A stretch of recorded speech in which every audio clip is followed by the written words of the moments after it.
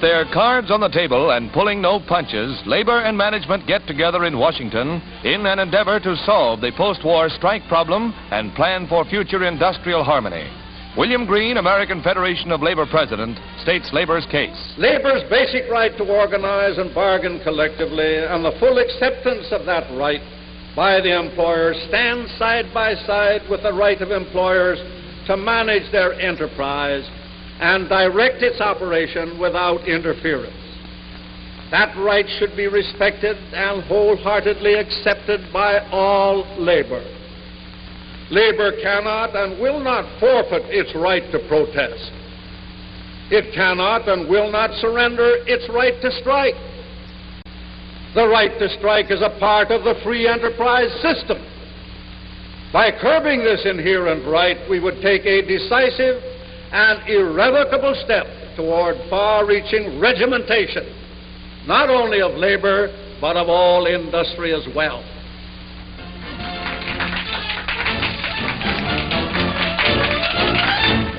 In an appeal to the management labor heads to resolve their differences, Eric Johnston of the United States Chamber of Commerce tells the delegates bluntly, "Perhaps we cannot blame the public for being a little sour at our constant bickerings. For the public, more than anything else, want peace. Peace at home and peace abroad. Nor can we attain those higher levels of standards of living which we all desire if we're going to frighten the customers by our methods of dealing with each other." And so I would like to say to you this afternoon that I hope we meet less frequently in the headlines and more frequently around the conference table. That's the democratic way of doing business. The American people have one thought upon their minds today. Are we in this room big enough to do the job that's before us? Gentlemen, I think we are.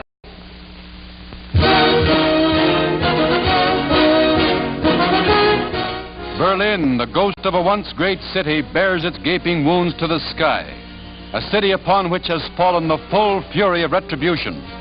And from the rubble and debris, a beaten people digs its way out like frantic moles.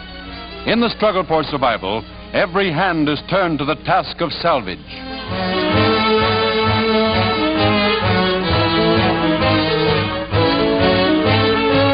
But the most crying need in gasless and coalless Berlin is fuel, as the specter of winter looms. Every available stick of wood is garnered against the bitter months ahead. Charcoal burners go full blast to supply cooking fuel. The small supply of briquette coal is strictly rationed to women with children. But life goes on. A sandwich man still has a job, and kids rush from an underground school as usual. But dark days face the children of the master race.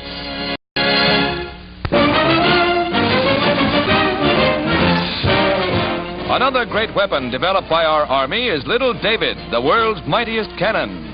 A 36-inch motor, it is capable of firing a 2-ton shell more than 8 miles. Designed for the invasion of Japan, it was perfected too late to see actual combat. The great offensive weapon is fired by remote control, and here the Signal Corps camera records its first shot in public.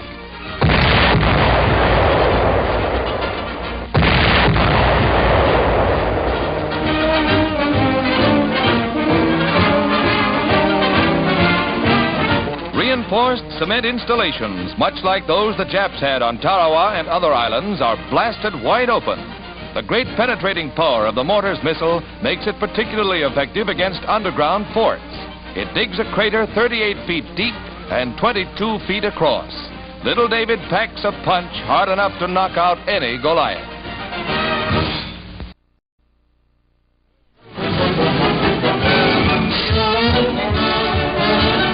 At the Washington Navy Yard, 2 special Victory Loan trains are ready to set out on a tour which will cover 17 states. Christening the Navy Special is Mrs. Ted Gamble, wife of the National War Finance Director.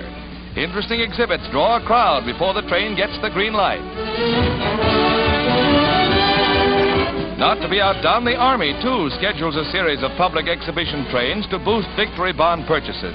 Returned heroes will accompany the trains, demonstrating the latest fighting equipment, much of it never before shown publicly.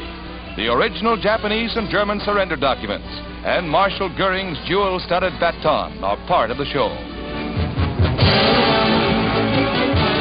In Philadelphia, a group of veteran leathernecks will man the Marine Victory Loan Special.